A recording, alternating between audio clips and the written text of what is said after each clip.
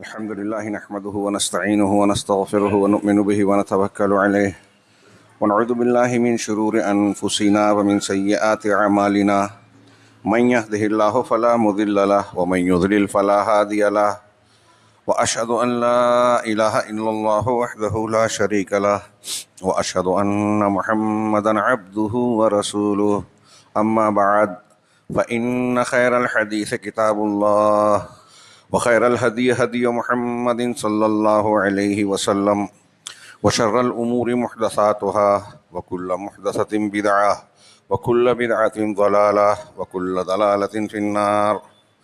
أعوذ بالله من الشيطان الرجيم. بسم الله الرحمن الرحيم. يا أيها الناس إن وعد الله حق فلا تغرنكم الحياة الدنيا ولا يغرنكم بالله الغرور إن الشيطان لكم عدو فاتخذوه عدوا إنما يدعو حزبه ليكونوا من أصحاب السعير الذين كفروا لهم عذاب شديد والذين آمنوا وعملوا الصالحات لهم مغفرة وأجر كبير. أفمن زين له سوء عمله فرآه حسنا فإن الله يذل من يشاء ويهدي من يشاء فلا تذهب نفسك عليهم حسرات ان اللہ علیم بما یصنعون. محترم حاضرین، یہ سورہ فاطر کی چند ابتدائی آیتیں ہیں، غالباً آیت نمبر 5 سے آیت نمبر 8 تک. ان 3-4 آیتوں میں اللہ رب العالمین کے کلام بلیغ میں ہماری اور آپ کی زندگی، اس دنیا کی حقیقت، ہماری زندگی کی حقیقت، زندگی کا اصل مسئلہ، اس کی بنیاد کیا ہے، اور پھر کس راستے کو، کس بنیاد کو یا اس کی مخالفت کو اختیار کرنا ہے اور اس کا کیا انجام ہونا ہے. ساتھ ہی اس حقیقت کو بتانے کے بعد یہ بڑی تنبیہ کہ اس سلسلے میں شروع میں بھی کہا کہ دھوکے میں نہ آئیں، اور آخر میں بھی کہا کہ شیطان کے فریب میں آ کر آپ برائیوں کو اچھا سمجھ کر برے راستے پر نہ چلے جائیں. یعنی ان 3 آیتوں میں اللہ رب العالمین نے ہماری زندگی کی بنیادی تعلیم دی ہے، مقصد بھی بتا دیا، راستہ بھی بتا دیا، بچنے کے لیے تنبیہ بھی فرما دی. اللہ نے فرمایا کہ یا ایھا الناس ان وعد اللہ حق. اے لوگو، ایمان والوں کو خطاب نہیں کیا، دنیا کے سارے انسانوں کو خطاب کیا. سب کے لیے ہے یہ کہ اللہ کا وعدہ حق ہے، ہونے والا ہے، طے شدہ ہے، اس میں کسی شک و شبہ کی گنجائش نہیں ہے. کون سا وعدہ؟ کہ مرنے کے بعد دوبارہ زندہ کیا جانا ہے، پھر اپنے عقیدے اور اعمال کا حساب و کتاب دینا ہے اور اس کے مطابق انجام کا سامنا کرنا ہے. یہ طے شدہ بات ہے، حق ہے، اس میں کوئی تبدیلی کا سوال ہی نہیں. آپ اور ہم بظاہر اہل ایمان اسے مانتے ہیں. اہل کفر میں ایک بڑا طبقہ ایسا ہے، اس میں بھی لوگ آخرت کو مانتے ہیں، یہود نصارہ جو اہل کتاب ہیں. اور ایک طبقہ ایسا ہے جیسے ہندوؤں کا، بدھسٹ اور دوسرے جینیوں کا، سکھوں کا، یہ آوا گون کو مانتا ہے. لیکن ان کے یہاں بھی جنت و جہنم کا تصور کسی نہ کسی شکل میں ہے. تو اللہ رب العالمین نے کہا کہ یہ اس دنیا کا ایک موقع، ایک چانس جو تم کو ملا ہے، اس کے بعد مرنا ہی ہے. اس حقیقت کو سب جانتے ہیں. اس موت کا علاج کسی طبیب اور معالج کے پاس نہیں. اللہ نے کہا کہ یہ وعدہ حق ہے، تم کو مر کے دوبارہ اللہ کے سامنے پیش ہونا ہے، حساب و کتاب دینا ہے. لہٰذا کیا کرنا چاہیے جب اس دنیا سے جانا ہی ہے، اس سے رخصت ہی ہونا ہے؟ تو اللہ نے تنبیہ کی، فلا تغرنکم الحیات الدنیا ولا یغرنکم باللہ الغرور. تو تم کو دنیا کی زندگی ہرگز دھوکے میں نہ ڈالے، فریب میں مبتلا نہ کرے. یہ اللہ کا ارشاد ہے. ہم سنتے ہیں، پہلی بار نہیں سن رہے ہیں، پڑھتے ہیں، سنتے ہیں، لیکن کیا مانتے ہیں؟ ہم میں سے ہر شخص اپنے اندر جائزہ لے تو محسوس ہوگا کہ اللہ رب العالمین نے ہم کو جو یہ تنبیہ کی ہے، ہم اس کو مانتے نہیں ہیں. عملی زندگی میں ہم دنیا کی زندگی سے دھوکہ کھا رہے ہیں. جب بھی ہم کوئی گناہ کرتے ہیں، ہم دنیا کی زندگی سے دنیا کی زندگی میں لذتیں ہیں، خواہشات نفس ہیں، لذتیں اپنی طرف کھینچتی ہیں، خواہشات نفس ہم کو دنیا کی طرف راغب کرتی ہیں. اور جب ایسا ہوتا ہے تو قرآن و حدیث کے اصول و ضابطے کو انسان جو ہے پس پشت ڈال کر اپنی خواہشات کی پورا کرنے کے لیے بہت سارے بے اصولیاں غلط کاریاں اختیار کرتا ہے. اب اس میں آپ دیکھیں تو سارے جو مشرک ہیں، کافر ہیں، گنہگار ہیں، سب آگے. اب وہ کسی بھی طریقے سے دنیا کی زندگی سے دھوکہ کھا رہے ہیں. ہمارے گھر میں جب ساس بہو کا جھگڑا ہوتا ہے، آپس میں لین دین کے معاملات ہوتے ہیں، بھائی بھائی کا جھگڑا ہوتا ہے، انا کا مسئلہ، تو اس وقت بھی ہم دنیا کی زندگی کو سب کچھ سمجھتے ہوتے ہیں کہ یہی ہمارا سب کچھ ہونا ہے، یہاں ہم دب نہیں سکتے، یہاں ہم پیچھے نہیں ہٹ سکتے، قربانی نہیں دے سکتے، دنیا ہی تو سب کچھ ہے ہماری. ہاں، میری انا کو ٹھیس پہنچ جائے تو میں برداشت نہیں کر پاؤں گا، فلاں چیز مجھ سے چھین جائے تو میں برداشت نہیں کر پاؤں گا. ہر ایک دوسرے کو مات دینے کے چکر میں ہے، یعنی دنیا کو دائمی سمجھ رہا ہے، دنیا سے دھوکہ کھا رہا ہے. شہوتیں، عورتیں ہوں، مال و اسباب ہوں، گھر بار ہو، انا ہو. ہاں، فلا تغرنکم الحیات الدنیا. اس ایک جملے پر غور کیجیے اور جائزہ لیجیے. اللہ بڑی تاکید سے کہہ رہا ہے کہ تم کو دنیا کی زندگی ہرگز دھوکے میں نہ ڈالے. ولا یغرنکم باللہ الغرور. اور دیکھو اللہ تبارک و تعالیٰ کے تعلق سے تمہیں دھوکہ دینے والا، فریب دینے والا مراد شیطان ہے. شیطان تمہیں ہرگز غفلت اور دھوکے میں مبتلا نہ کر دے. اللہ تو تنبیہ کر رہا ہے، بتا رہا ہے. اور آگے کہا بھی کہ یہ شیطان کیا ہے، ان الشیطان لکم عدو. یقیناً شیطان تمہارا دشمن ہے، دوست نہیں ہے. یہ کون کہہ رہا ہے؟ ہمارا پروردگار کہہ رہا ہے. کیوں کہہ رہا ہے؟ ہوشیار کر رہا ہے، ہمیں آگاہ کر رہا ہے. کیا ہم آگاہ ہیں؟ شیطان تمہارا دشمن ہے، فاتخذوہ عدوا. تو تم اس کو دشمن ہی بناؤ، دوست مت بناؤ. لیکن جب بھی کوئی بندہ کوئی غلط کام کرتا ہے، شریعت کی مخالفت کرتا ہے، اب آپ اور ہم دوست، اللہ تعالیٰ کہہ رہا ہے دوست مت بناؤ. تو دوست کیسے بناتے ہیں؟ دشمن بناؤ. دشمن کسے کہتے ہیں؟ آپ دشمن کے پیچھے چلتے ہیں، دشمن سے محبت کرتے ہیں، دشمن کی بات مانتے ہیں، اس کی اتباع کرتے ہیں. جس کو آپ حقیقت میں دشمن مانیں، کیا آپ اس کی باتوں کو مانیں گے، اس کی اتباع پیروی کریں گے، اس سے دوستی گاٹھیں گے؟ نہیں. لیکن ہم اور آپ جب بھی کوئی غلط کام کرتے ہیں، ابھی جن کو غلط نہیں سمجھتے وہ آگے آ رہا ہے، جو چیزیں ہم غلط مانتے ہیں پھر بھی کرتے ہیں، تو ایسا کر کے ہم کس سے دوستی کر رہے ہیں؟ غلط کو اختیار کرنے میں یہ صاف ہے کہ ہم اللہ کی مخالفت کر رہے ہیں، رسول کی مخالفت کر رہے ہیں. اور جب اللہ رسول کی مخالفت کرتے ہیں تو اس کا مطلب شیطان سے دوستی کر رہے ہیں. اللہ کہہ رہا ہے کہ شیطان کو دشمن بناؤ، لیکن ہم دوست بنا رہے ہیں. قدم قدم پر آپ دیکھیے کہ ہمارے درمیان اولیاء شیطان نظر آئیں گے، اولیاء رحمان نہیں. افتتخذونہ وذریتہ من دونی اولیاء، افتتخذونہ وذریتہ اولیاء من دونی. اس طرح ہے سورہ کہف کی آیت کہ کیا تم شیطان کو اور اس کی ذریت کو اولیاء بناتے ہو، ولی اور دوست بناتے ہو، مجھے چھوڑ کر، اللہ کو چھوڑ کر. اسے تھوڑی دیر کے لیے سوچئے کہ اللہ تبارک و تعالیٰ کی دوستی اور ولایت چھوڑ کر ہم ایک مومن کی حیثیت سے سوچیں، کیا شیطان کی دوستی قبول کریں گے؟ ایسے میں پوچھوں تو دنیا کا کوئی بھی ایمان والا اس سوال کا جواب یہی دے گا کہ ہرگز نہیں. لیکن جو لوگ شرک کر رہے ہیں، جو لوگ بدعت کر رہے ہیں، جو لوگ شریعت کے احکامات کو پامال کرتے ہیں، حرام کو حلال، حلال کو حرام بناتے ہیں، حرام کاموں کا جان بوجھ کر ارتکاب کرتے ہیں، تو وہ جان بوجھ کر اللہ کو دشمن بنا رہے ہیں، شیطان کو دوست بنا رہے ہیں. بئس للظالمین بدلا. سورہ کہف میں اللہ نے کہا کہ تم ایسا کر کے ظالموں کا کتنا برا بدل ہے یہ کہ اللہ کو چھوڑ کر شیطان کو اختیار کر رہے ہیں. یہ نصیحتیں سادی سودی ہیں، اس کی گہرائی میں جائیے اور اپنا جائزہ لیجئے، دوسروں کا نہیں. ہمارے ہاں لوگ دوسروں کا حساب لیتے ہیں، تنقید کرتے ہیں، ہر برائی دوسرے میں نظر آتی ہے اور اپنی برائیاں اچھی نظر آتی ہے. آگے آ رہا ہے یہاں وہ بھی اللہ نے آگے فرمایا انما یدعو حزبہ لیکونوا من اصحاب السعیر.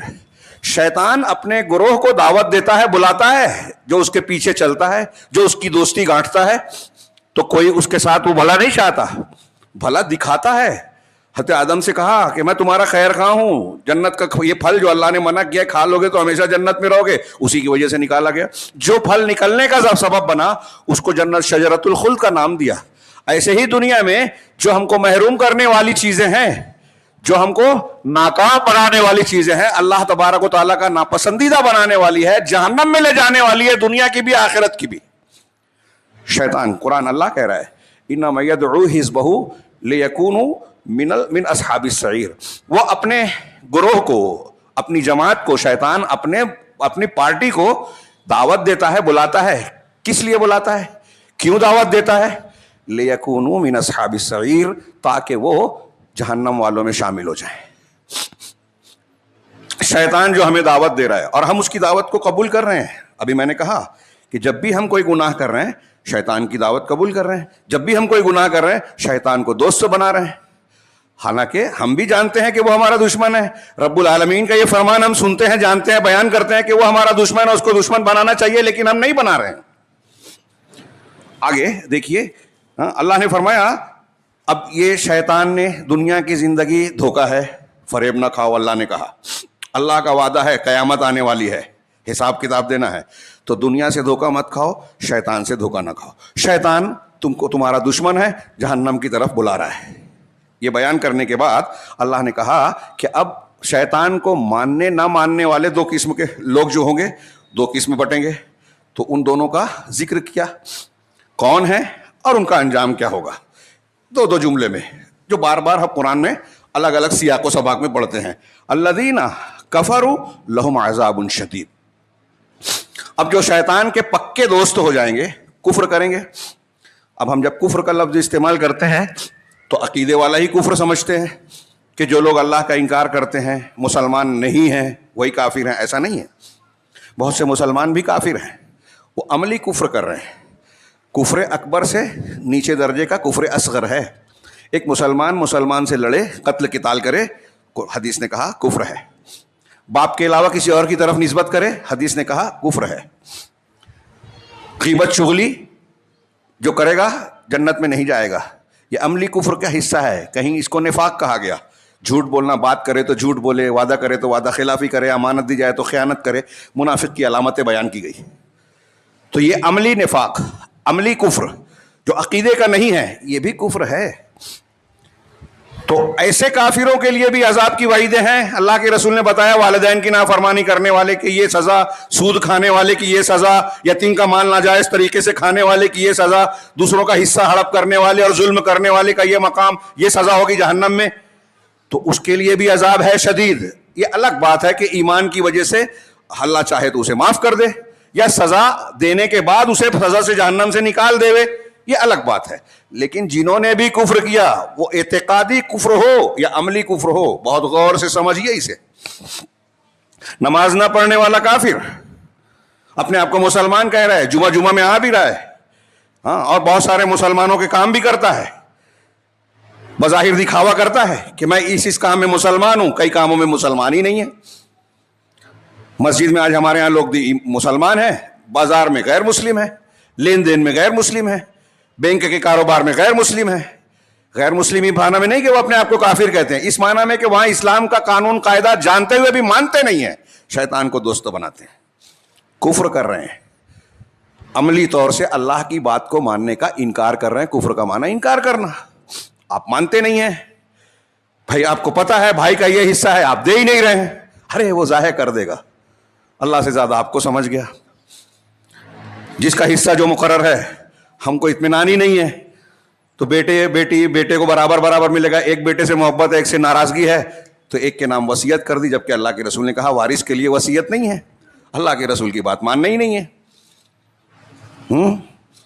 یہ اس طرح سے آپ معاملات دیکھیے، حلال حرام دیکھیے، تو مسلمان بھی جگہ جگہ عملی کفر کے مرتکب نظر آئیں گے.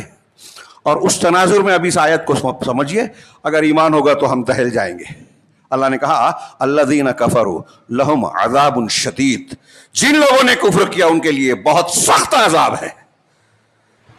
اب اس میں سے کچھ لوگ جو کفر اکبر، نفاق اکبر، شرک اکبر والے ہیں، وہ ہمیشہ رہیں گے اس شدید عذاب میں. کتنا بھیانک عذاب ہے. قرآن حدیث میں اس کا تذکرہ پڑھ کے رونگٹے کھڑے ہو جاتے ہیں ایک مومن کے. صحابہ کرام یہاں تک کہ نبی کریم صلی اللہ علیہ وسلم اسے بیان کرتے تھے تو ہچکیاں باندھ کر رونے لگتے تھے کہ یہ آگ دنیا کی آگ سے 69 گنا زیادہ شدید ہے، ڈامر سے زیادہ کالی ہے. اس میں جانے والا موت کو پکارے گا، موت ہر طرف سے آئے گی لیکن مرے گا نہیں. لا یموت فیہا ولا یحیا، نہ اس میں مرے گا نہ جیے گا. موت کو پکارے گا، موت نہیں آئے گی. یہ شدید عذاب ہے. شیطان کی دوستی، دنیا اور شیطان کے دھوکے میں آنے کا یہ نتیجہ ہوگا جب آپ کفر کریں گے. دیکھیے زندگی کی پوری حقیقت کے چند الفاظ میں اللہ نے سمیٹ دی، اور اس پہ تقریر کریں کئی جمعہ مسلسل بولا جا سکتا ہے. میں بہت مختصر بول رہا ہوں. اللہ نے آگے کہا والذین آمنوا وعملوا الصالحات لہم مغفرۃ واجر کبیر، اور جو لوگ ایمان لائے اور عمل صالح کیا. پوری تفسیر ہے ایمان کیا ہے، عمل صالح کیا ہے. آگے کی آیت کا جو ٹکڑا ہے میں اصل آج اسی کو بیان کرنا چاہتا ہوں کہ بہت سے لوگ اپنے آپ کو آج ایمان والا اور عمل صالح والا مانتے ہیں لیکن وہ ہے نہیں. ایک تو وہ جو اسلام سے باہر ہیں ان کی تو بات ہی الگ ہو گئی. ایک وہ جو اپنے آپ کو مسلمان کہتے ہیں لیکن یہ جانتے ہی نہیں کہ ایمان کسے کہتے ہیں، ایمان کا مطلب ہی نہیں معلوم. عمل صالح عمل کر رہے ہیں لیکن صالح نہیں معلوم. ان کو جو لگتا ہے کہ ہمارے بزرگوں نے بتایا، جھوٹی سچی روایتوں میں اس کی فضیلت بیان کر دی گئی، وہ بدعت ہے، لیکن اس کو عمل صالح سمجھ کے کر رہے ہیں. تو پہلے یہ کہ کفر کے مقابلے میں جو ایمان اور عمل صالح والے ہوں. اب یہاں جب ایمان اور عمل صالح دونوں کا ایک ساتھ ذکر ہوتا ہے تو اہل علم دونوں میں فرق کرتے ہیں کہ عمل خصوصیت سے ذکر جبکہ ایمان میں عمل شامل ہے. لیکن یہ خصوصیت سے کہا تو جو اندر اور باہر سے اللہ کی بات ماننے والے ہیں. ایمان دل میں یقین ہے، عزم ہے، اللہ اور اس کی شریعت اس کے رسولوں پر پختہ یقین ہے، یہی ایمان ہے، تصدیق کرتے ہیں. اور عمل ظاہر میں عمل بھی کرتے ہیں، اقوال ہوں اعمال ہوں، اس ایمان کے مطابق عمل کرتے ہیں، انکار نہیں کرتے. اللہ کے سامنے جھکنے والے ہیں، اس کی باتوں کو ماننے والے ہیں، اس کے سامنے اپنے آپ کو چھوٹا سمجھتے ہیں، چھوٹا بتاتے ہیں، عاجزی اور تذلل اختیار کرتے ہیں. یہی بندگی ہے. جو اکڑتا ہے وہ بندگی ماننے کے لیے تیار نہیں. میں کیسے مانوں؟ قرآن حدیث میں نے اتنی محنت سے کمایا ہے، بھائی بہنوں کو کیسے دے دوں؟ زکوٰۃ کیسے خرچ کر دوں؟ اللہ کے راستے میں کیوں دوں؟ وغیرہ وغیرہ. ایسے بہت سے خیالات آتے ہیں شیطان کی طرف سے. شیطان جو دشمن ہے، وہاں یہ باتیں میں نے بیان نہیں کی کہ یہ ایسا دشمن ہے، جو دشمن ہے اس سے خطرہ رہتا ہے لیکن یہ ہمیں دکھتا نہیں ہے. قرآن نے کہا انہو یرونکم من حیث لا ترونہ، وہ تمہیں دیکھتا ہے اس طرح سے کہ تم اسے نہیں دیکھتے. وہ دائیں بائیں آگے پیچھے سے تم پر حملہ آور ہوتا ہے. ایسا دشمن جو ہمیں نظر نہ آئے اور ہر وقت ہم پر حملہ کرتا ہو، ہر وقت ہمارے خلاف سوچ بچار میں لگا ہو، ہم سو رہے ہیں جاگ رہے ہیں وہ لگا ہے، کتنا خطرناک ہے. اب اگر ہم کو دنیا میں کسی انسان کے دشمن سے خطرہ ہوتا ہے تو ہم اس سے بچاؤ کے لیے تدبیریں کرتے ہیں نا، کہ اگر وہ حملہ کرے تو ہم کیسے اپنا بچاؤ کریں گے، پہلے سے سیفٹی کا کیا راستہ اختیار کرنا چاہیے، تدبیر کرنی چاہیے. دنیا کے انسانوں سے ہم اس طرح بچتے ہیں. اللہ کہہ رہا ہے سب سے خطرناک دشمن شیطان ہے. یہ شیطان وسوسہ ڈالنے والا ہے، دل میں ہم کو دکھتا بھی نہیں ہے. یہ انبیاء اور صالحین اور اولیاء تک کو بہکانے کی کوششیں کرتا رہا ہے، اور کئی جگہ بہت سے لوگوں کو گمراہ کرنے میں، نیک صالح عابد زاہد لوگوں کو گمراہ کرنے میں بھی کامیاب رہا. ہاں، کہیں کچھ وقتی طور سے کچھ دائمی طور سے. اتنا خطرناک دشمن ہے. اس کے لیے خاص دعا میں ایک پوری سورہ اتاری اللہ نے، قل اعوذ برب الناس، ملک الناس، الہ الناس. 3 ناموں کا وسیلہ، ایک چیز سے پناہ مانگنے کی تعلیم، من شر الوسواس الخناس. بار بار پلٹ کر آنے والے، وسوسہ ڈالنے والے کے شر سے. الذی یوسوس فی صدور الناس، جو انسانوں کے دلوں میں وسوسہ ڈالتا ہے. اس کے ہیں یہ نتائج کہ آدمی کفر کرتا ہے، دنیا کی زندگی میں پڑ جاتا ہے، اللہ سے دشمنی مول لے لیتا ہے. اس کے بالمقابل اس کے شر سے محفوظ جو شیطان کی اطاعت نہیں کرتے، شیطان کی سے دوستی نہیں کرتے، وہ لوگ ہوتے ہیں ایمان والے اور عمل صالح والے. وہ لوگ جو ایمان لائے. اور یہ آسان نہیں ہے. ہم لوگوں کو لگتا ہے ہمارے سماج اور معاشرے میں ہم لوگ مسلمان ہیں. اگر چھانے کہ ایمان کے تقاضے کیا ہیں، پہلی بات تو ایمان. ابھی کلمہ لا الہ الا اللہ پکڑ لیجئے، کلمہ توحید. ایمان میں 6 بنیادیں ہیں. پہلی بنیاد اللہ پر ایمان. اللہ پر ایمان میں توحید ہے سب سے بنیادی چیز. اللہ کے حقوق تقاضے سب آ گئے اس میں. میں اکثر کہتا ہوں ہمارے یہاں دوسروں کی بات چھوڑیے، جہاں فضائل ہیں، جہاں حکومت کی بات ہے، دنیا کے اخلاقیات کی بات ہے، وہاں توحید اور عقیدے پہ محنت ہی نہیں ہے. ہمارے جماعت اہل حدیث میں محنت ہے عقیدے پہ الحمدللہ. جو انبیاء کے دین کی بنیاد ہے وہیں سے کوشش ہونی چاہیے تربیت کی، دعوت کی. یہ صرف آپ کو جماعت اہل حدیث میں پوری دنیا میں ملے گا. میں کوئی فخریہ یہ نہیں کہہ رہا ہوں، یہ حقیقت ہے، یہ اس کے حق ہونے کی پہچان بھی ہے. انبیاء کے طریقے پہ ہیں. لیکن اسی جماعت کی طرف نسبت رکھنے والی ایک بڑی تعداد، آج میں ایسا مانتا ہوں، سمجھتا ہوں، جو میں مشاہدہ کرتا ہوں، ایمان کو پوری طرح نہیں سمجھتی، توحید کو پوری طرح نہیں جانتی. اسی لیے متاثر ہوتے ہیں. یہ نئے نئے جو اگتے ہیں نا، غیر عالم مبلغ نام پہ، راسخین فی العلم کے مقابلے میں سہولت پسند جاہل لوگ، ہاں، ڈاکٹر اسرار، علی انجینئر، صحابہ کرام کو بولا بھلا کہتے ہیں، ہمارا نوجوان اس کے پیچھے بھاگنے لگتا ہے. وحدت الوجود کا عقیدہ بیان کرتے ہیں، اسلامی نظام قائم کرنے کے نام پر جذباتی باتیں کر کے مسلمانوں کو خارجیت کی طرف لے جاتے ہیں، بہکاتے ہیں. ہمارا نوجوان متاثر ہو جاتا ہے. کیوں متاثر ہوتا ہے؟ ایمان سمجھا نہیں ہے، اصول جانتا نہیں ہے، اور اپنے آپ کو سمجھتا ہے بہت چالاک ہوں، علامہ ہوں. خیر، ان تفصیلات کا موقع نہیں ہے. آگے کی آیت میں اس پر زیادہ تھوڑا فوکس کرنا چاہتا ہوں، وقت بہت کم ہے. اللہ نے فرمایا کہ جو لوگ ایمان لائے اور نیک عمل کیا. نیک عمل دو شرطیں ہیں اس میں، آپ بار بار سنتے ہیں. ایک جس میں اخلاص ہو. اخلاص شرک اکبر بھی نہ ہو، شرک اصغر بھی نہ ہو، اس کو اخلاص کہیں گے. شرک اکبر ہو تو کوئی بھی عمل آپ کا قبول نہیں. ایک آدمی شرک اکبر کر رہا ہے اگر، تو وہ نماز پڑھ رہا ہے، روزہ رکھ رہا ہے، نوافل پڑھ رہا ہے، تہجد پڑھ رہا ہے، کوئی بھی صدقہ و خیرات کر رہا ہے، کروڑوں روپیہ روز صدقہ کر رہا ہے، کوئی نہیں کرے گا، میں کہہ رہا ہوں، ایک نیکی بھی قبول نہیں ہوگی. شرک اکبر ہے. اللہ تعالیٰ نے قرآن میں نبی سے خطاب کرے کہا لئن اشرکت لیحبطن عملک، اگر آپ نے بھی شرک کیا تو آپ کے عمل برباد. آج ہمارے یہاں فضائل پہ بڑی محنت ہو رہی ہے، بہت سے لوگ کام کرتے ہیں، مسلمان بولتے ہیں کہ دعائیں کر رہے ہیں، قبول نہیں کر رہے ہیں، قبول نہیں ہوتی. کیسے ہوگی؟ شرک جب آپ کر رہے ہیں، شرک اکبر، اللہ نے کہا ہے قبول ہی نہیں ہوگی. آپ کا کوئی نمالی قبول نہیں، آپ فضائل بیان کرتے رہو، نوافل کیا، فرائض آپ کی بے فائدہ ہے اگر شرک اکبر ہے.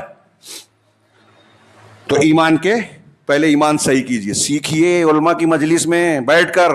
ہاں، یہ یہاں مفت میں جو درس ہوتا ہے نا، پیسہ دے کے سیکھیے تو آپ کے لیے سستا ہے. مولوی صاحب کو اگر جو صحیح عقیدہ سیکھنے سمجھنے والے ہیں، سکھانے والے ہیں، ان سے سیکھیے. یہ آپ کی دنیا اور آخرت کے کامیاب ہونے کی بنیاد ہے، ایمان. اللہ بار بار کہہ رہا ہے، ہم لائٹلی لیتے ہیں، دنیا کی چیزیں سیکھتے ہیں، سمجھتے ہیں، ایمان سیکھنے کا وقت نہیں ہے. تو جو ایمان والے ہیں اور عمل صالح جو رسول کی سنت کے مطابق ہو اور جس میں اخلاص ہو. ریاکاری آ گئی، شرک اصغر، عمل قبول نہیں. تو جو لوگ ایسے ہیں ان کے لیے کیا ہے؟ لہم مغفرۃ و اجر کبیر. ان شارٹ، وقت نہیں ہے، ان کے لیے مغفرت ہے، بخشش، معافی. گناہوں کی وجہ سے آدمی جہنم میں جائے گا، اللہ کے عذاب کا شکار ہوگا. مغفرت مل گئی تو ہم عذاب سے بچ جائیں گے. وَأَجْرٌ کبیر، اور بہت بڑا بدلہ اور اجر ہے. اس کی وجہ سے انعامات اور جنت ملے گی. دو چیزیں اللہ نے بیان کی ہے، مغفرت، اجر کبیر، اجر عظیم.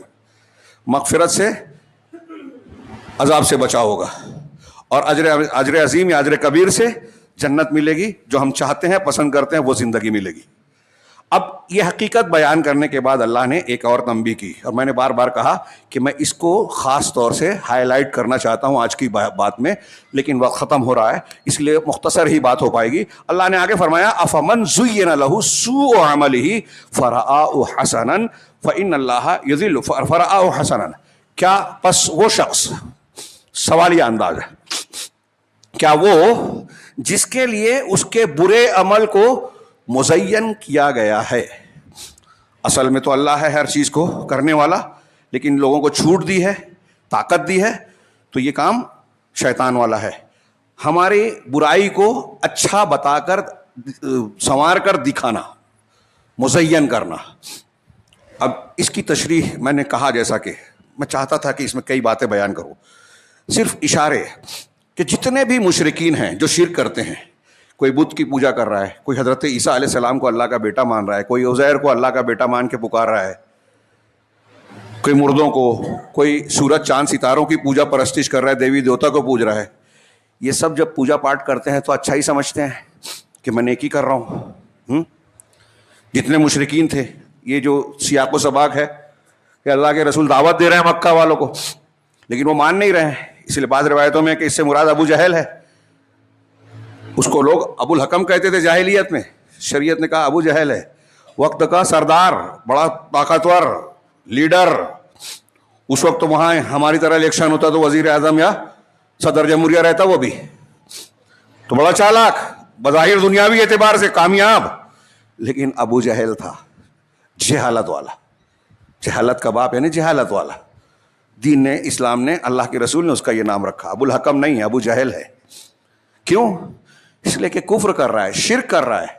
صرف کفر شرک ہی نہیں کر رہا ہے، ایمان کو، رسول کو غلط مان کے ان کی مخالفت کر رہا ہے. میں کہتا ہوں ایک آدمی اگر کسی بدعت کو دین سمجھتا ہے، تعزیے کو، عید میلاد کو، 15 شعبان کو، ہاں جو بدعت کی جاتی ہے اس کو وہ دین سمجھ رہا ہے، عمل کر رہا ہے، تو بدعت کو دین سمجھ رہا ہے. پہلا گناہ، چھوٹا نہیں ہے یہ، بہت بڑا گناہ ہے. پھر اس بدعت کو صحیح سمجھنے کے لیے جھوٹی غلط سلط دلیلیں دیتا ہے، دوسرا گناہ. پھر جو لوگ اسے بدعت کہہ رہے ہیں، رد کر رہے ہیں، ان سے دشمنی مول لے لیتا ہے، ان کی صحیح باتوں کو رد کرتا ہے، تیسرا گناہ. سوچئے تھوڑی دیر کے لیے. اب یہاں جو اللہ نے کہا کہ جس کے برے عمل کو، جو عمل برا ہے، اعمال اچھے اور برے دونوں ہیں، اس کا مطلب یہ ہوا آیت کے سیاق سے، الفاظ سے، تو جس کے برے عمل کو اس کے لیے مزین کیا جائے، یعنی وہ کر تو رہا ہے برا، آگے اللہ نے کہا فرآہ حسنن، اور وہ اس کو اچھا سمجھ رہا ہے، اچھا دیکھ رہا ہے. اب جو جتنے کافر مشرک بدعتی ہیں سب اس میں آ گئے، اور اکثر گنہگار، کچھ مستثنا ہوں گے جو برا سمجھ کے برا کرتے ہیں، اور کچھ ایسے ہیں جو اچھے کو اچھا تو کرتے ہیں لیکن کچھ ایسی چیزیں کرتے ہیں کہ ان کا وہ اچھا عمل برا ہو جاتا ہے، جیسے نیکی کر کے احسان جتانے والے. اب یہاں میں دوسری بات کرنے جا رہا ہوں. آج ہمارے سماج اور معاشرے کا جائزہ لیجیے. ہمارے یہاں دین کی تعلیم جو دی جاتی ہے، ہاں آپ غور کیجئے تھوڑی دیر کے لیے کہ ایک طرف ہمارے یہاں یہ بولا جاتا ہے، جیسے ہمارا شہر لیجئے، دوسرے معاشرے کا بڑا دیندار شہر ہے، لیکن دینی تعلیم کی روشنی میں غور کیجئے کہ کیا ہمارا شہر دیندار ہے؟ کیسے دیندار ہے؟ مسجدیں ہیں، میناریں ہیں، اذانوں کی آوازیں آتی ہیں، اسلام کا نام، ٹوپی کرتے داڑھی نظر آتے ہیں، ہر مسلمانوں کی ہر جماعت اپنا اپنا کام کر رہی ہے، کچھ کم کچھ زیادہ. تو کیا یہ دینداری ہے؟ اگر میں غور کریں، میں ایسا سمجھتا ہوں کہ ہمارا شہر دین سے بہت بہت بہت دور ہے، بہت دور ہے. نام کے مسلمان ہیں، کچھ رسمیں ادا کی جاتی ہیں. اب اس کو اس آیت کے تناظر میں دیکھیے کہ ہم جسے دین سمجھ رہے ہیں اس میں بہت ساری چیزیں تو شرکیاں ہیں. کتنے لوگ ہیں اللہ کے رسول کا وسیلہ لگا کے دعا مانگ رہے ہیں، حرام ہے. امام ابو حنیفہ، امام ابو یوسف، امام محمد سب حرام کہتے ہیں، لیکن حنفی کہلانے والے یہ کر رہے ہیں. آداب دعا میں بتا رہے ہیں، علماء دیوبند کے عقیدے میں لکھا ہوا ہے، حرام ہے، دین سمجھ رہے ہیں. جھوٹی حدیث کو دلیل بنا رہے ہیں. یہ میں ایک مثال دے رہا ہوں. اللہ کے اسماء و صفات کے تعلق سے قرآن حدیث والا، صحابہ والا، اہل سنت والجماعت والا عقیدہ ہمارے یہاں اکثریت کا نہیں ہے، اشعریت، ماتریدیت اور صوفیت والا ہے. اللہ ہر جگہ ہے، عرش پر نہیں ہے. اللہ کے اسماء و صفات کی تعویل، انکار، غلط باتیں، غلط تشریح، یہ عام ہے ہمارے یہاں. تو کہاں دین ہے؟ ایمانی نہیں ہے، ایمانی بگڑا ہوا ہے. ہاں کتنی بدعتیں ہیں، کون سی بدعت ہے جو ہمارے یہاں نہیں ہے؟ شادی بیاہ سے لے کے جنازے تک دیکھ لیجئے. قبر پر پڑھنا، جو نہیں پڑھتا اس کو لوگ حیرت سے دیکھتے ہیں، بدعت ہے. وہ سرانے پیدانے جو پڑھا جاتا ہے، سورہ بقرہ کی ابتدائی اور آخری آیتیں، کہیں سورہ فاتحہ اور سورہ بقرہ کی آخری آیتیں پڑھی جاتی ہے، قرآن حدیث سے ثابت نہیں ہے. ایسے ہی صرف قبرستان کے تجہیز و تکفین سے لے کے، مطلب نہلانے دھلانے سے لے کے تکفین تک اور فارغ ہونے تک، وہ تعزیت کے تک اگر آپ دیکھیں گے تو 20 بدعتیں ملے گی جو ہمارے یہاں عام ہیں. بولتے ہوئے لوگ ڈرتے ہیں. ہمارے یہاں تک تدفین کے بعد پڑھنا جاتا ہے، پھر اس کے بعد تسلی اکٹھا دی جاتی ہے. حضرت جریر بن عبداللہ بجلی کہتے ہیں کہ ہم صحابہ کرام کی جماعت مرمیت کے دفن کرنے کے بعد اکٹھا ہونے کو نوحہ سمجھتے تھے. نوحہ و ماتم ہمارے یہاں کامن ہے. بیان کیا جائے تو بہت سہل ہے، حدیث ہی کو تعجب ہوتا ہے. یہ ہمارے شہر میں ہے، سب جگہ نہیں ہے. شادی بیاہ میں دعا عبادت میں مسجدوں میں جائیے تو تسبیح تراویح ہر مسجد میں ملے گی آپ کو. کہاں سے ہے؟ میں اکثر کہتا ہوں میڈ ان انڈیا. قرآن حدیث میں نہیں ہے. بہت سی دعائیں، وضو کے بعد کی دعائیں، صبح شام کی دعائیں، نمازوں میں بہت ساری بدعتی نمازیں ہیں، دعاؤں میں بہت ساری بدعتی دعائیں ہیں. ایسے عبادات میں، عقائد میں ایک لمبی فہرست تیار ہو جائے گی، موٹی کتاب تیار ہو جائے گی. میں نے صرف ایک دو دانے بتائے پوری ہانڈی سے. اب معاملات میں آئیے، حلال حرام. اللہ کے نبی صلی اللہ علیہ وسلم کی حدیثوں کو جمع کیجیے. ابھی ہمارے ہاں، میں ایک بات کہہ رہا ہوں پھر سے بہت توجہ کے ساتھ، اور میں اسی پہ آج کا خطبہ دینا چاہتا تھا جو بات اب بولنے جا رہا ہوں، کہ بہت زور دیا جاتا ہے کہ ذکر و اذکار کیجیے، نوافل کیجیے، فضائل ہیں. ہاں، فرض کے علاوہ چاشت کی نماز پڑھیے، تہجد پڑھیے. ٹھیک ہے، جو ثابت شدہ ہے اس کی فضیلتوں سے انکار نہیں. بڑی محنت اس پہ کی جاتی ہے. پھر نئے نئے اذکار بتائے جاتے ہیں کہ یہ والا درود پڑھ لیے تو اتنے ہزار فرشتے قیامت تک آپ کے مغفرت کی دعا کریں گے. وہ بکواس ہے، بناوٹی ہے. اس چیز نے غلط تاثر دے دیا، دین غلط بتا دیا. کیسے؟ اب لوگوں کے دماغ میں یہ بیٹھ گیا کہ ہم سودی لین دین کر لیویں، حرام کھا لیویں، بھائی بہن کا حصہ مار لیویں، کسی کا مال ہڑپ کر لیویں، زمین کو جھوٹے کاغذ بنا کے غریب آدمی کو بیچ کے جو اس کی بد دعائیں لیتے رہیں. ہاں، ہمارے یہاں کتنے لوگ ہیں ابھی دلالی کر رہے ہیں، دیکھیے زمین کے کاروبار میں. اس پر فوکس کرنا چاہیے، تحریک چلنا چاہیے. ہمارے مسلمان محلوں میں ابھی نکلے باہر، راستوں میں آپ کو آدھے آدھے راستے پہ کچرے، گھان، گندگی، بدبو نظر آئے گی، دکھائی دیتی ہے. ہم مسلمان ہیں، ہمارا شہر دیندار ہے، ہماری بے دینی نظر آتی ہے اس گندگی میں. ہماری بے دینی نظر آتی ہے اس میں جب راستوں پر جو لوگ اس طرح سے کھڑے بیٹھے رہتے ہیں، گاڑیاں لگاتے ہیں، آٹو لگاتے ہیں، ٹو ویلر لگاتے ہیں، بیٹھ جاتے ہیں، کھڑے ہو جاتے ہیں کہ لوگوں کو تکلیف ہو، کچرا پھینکتے ہیں. یہ چھوٹی چھوٹی باتیں نہیں ہیں. اللہ کے رسول صلی اللہ علیہ وسلم نے اس کو ایمان کہا ہے کہ ایمان کے 70 سے زیادہ شاخیں ہیں. سب سے اعلیٰ لا الہ الا اللہ، اور سب سے ادنا کیا ہے؟ اماطۃ الاذی عن الطریق، راستے سے تکلیف دہ چیزیں ہٹا دینا. ہم کیا کر رہے ہیں؟ ہمارے کوئی ایک راستہ بتائیے ہمارے یہاں صحیح ہو جس پہ ہم مسلمانوں نے لوگوں کے لیے رکاوٹ، پریشانی نہ ہو، ہماری وجہ سے ایکسیڈنٹ نہ ہوتا ہو، گڑھے نہ کھدتے ہوں. یہ یہاں کی بات بتا رہا ہوں. ابھی میں کہہ رہا تھا کہ عبادت پہ، فضیلت پہ بہت زور ہے. میں اس پہ خاص فوکس کرنا چاہتا ہوں کہ یہ بہت زور ہے، لیکن دوسری طرف ہم ایسے کام کر رہے ہیں کہ جس سے لعنتیں مل رہی ہیں. راستے میں گندگی کر دی لوگوں کے آرام کرنے کے، اللہ کے رسول کے فرشتے اس پر لعنت بیچتے رہتے ہیں مسلسل. آپ دعا کر رہے ہیں، فرشتے آپ پر لعنت کر رہے ہیں.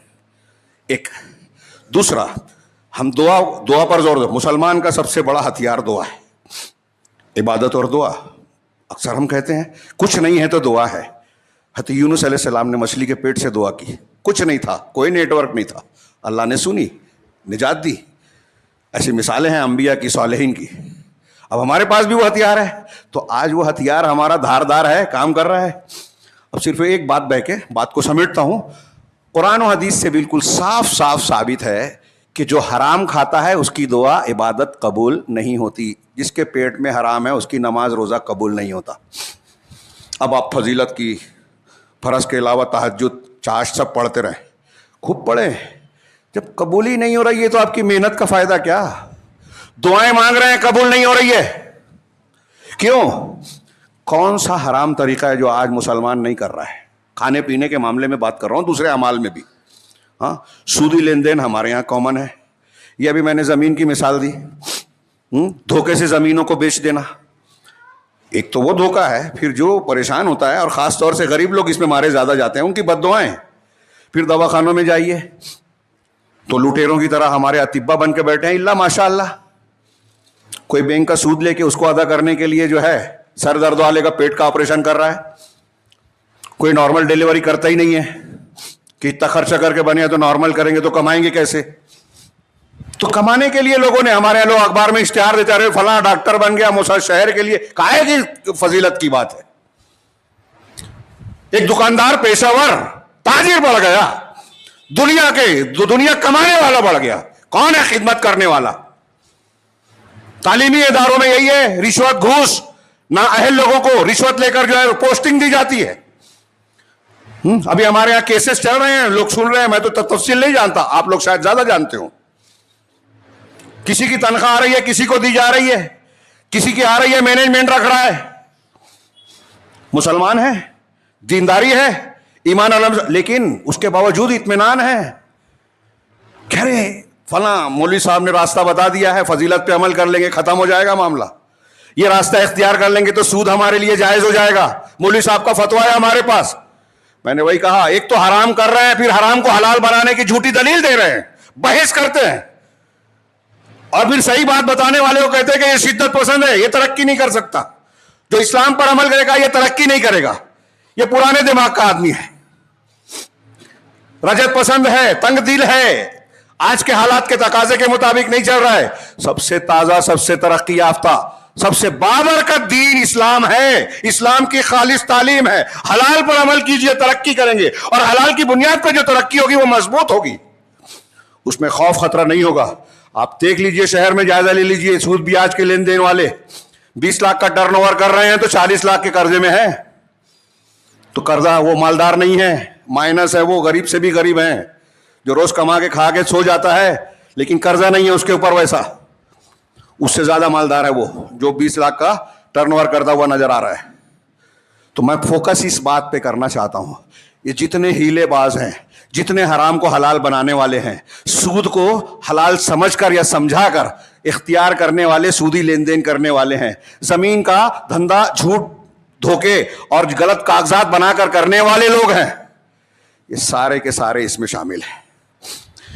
کہ کیا وہ شخص جس کے برے عمل کو خوبصورت بنایا گیا ہے, ہمارے گھر کی خواتین جب جھگڑا کرتی ہیں, کسی کے خلاف سازش کرتی ہیں, غیبت کرتی ہیں, الزام لگاتی ہیں, اس کے نہ کیے ہوئے گناہ کو اس پر تھوپتی ہیں, وہ بھی اس میں شامل ہے. وہ سمجھتی ہیں کہ بڑا تیر مار رہی ہوں.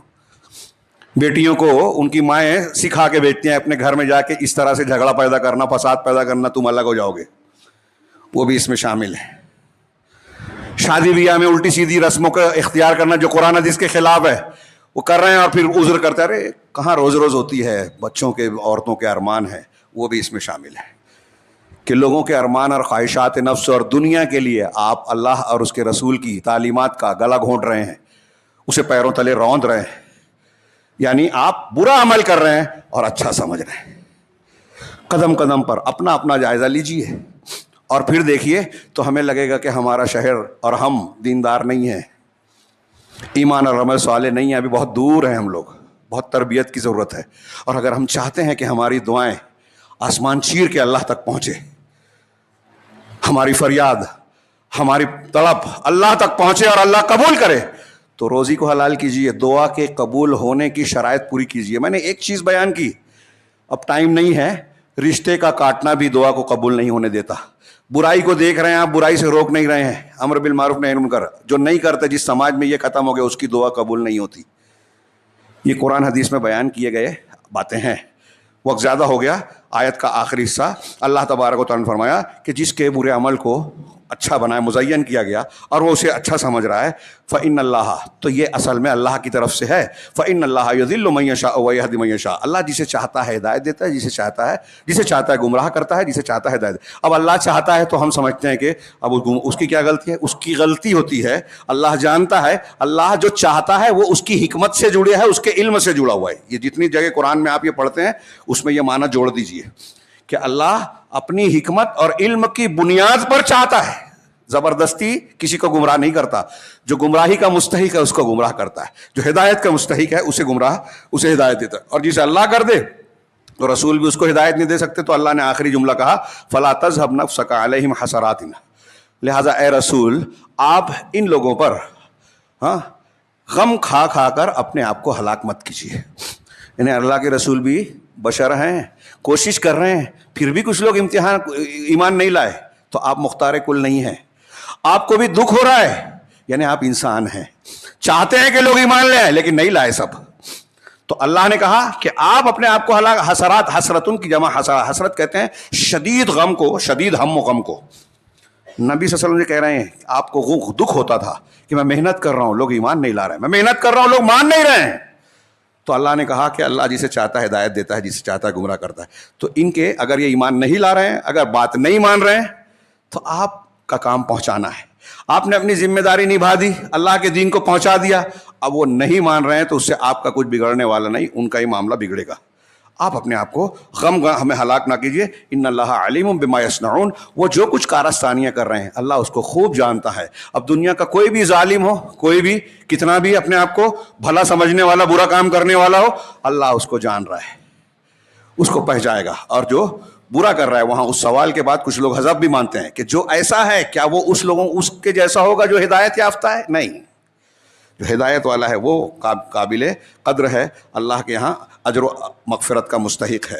اور یہ جو ہیں تو اللہ ان کو جانتا ہے، یہ صرف خبر نہیں ہے، دھمکی ہے کہ جانتا ہے تو ان کا حساب بھی لے گا. اللہ تعالیٰ سے دعا ہے کہ وہ ہمیں دین کو سمجھنے اور اس پر عمل کرنے کی توفیق عطا فرمائے، اور حقیقت میں ہمیں اللہ تعالیٰ دیندار بنائے، اور اس کی اس دینداری کے ذریعے سے پروردگار ہمیں دنیا میں بھی عزت اور سعادت سے نوازے، اور آخرت میں بھی ہر قسم کے عذاب سے محفوظ رکھے. اقول قولی ھذا واستغفر اللہ لي ولكم وللمسلمين وصلی اللہ علی نبینا محمد. بارک اللہ لنا ولکم فی القرآن المجید ونفعنا وإياکم بلا تذکر لکم انہ تعالی جواد کریم ملک برور.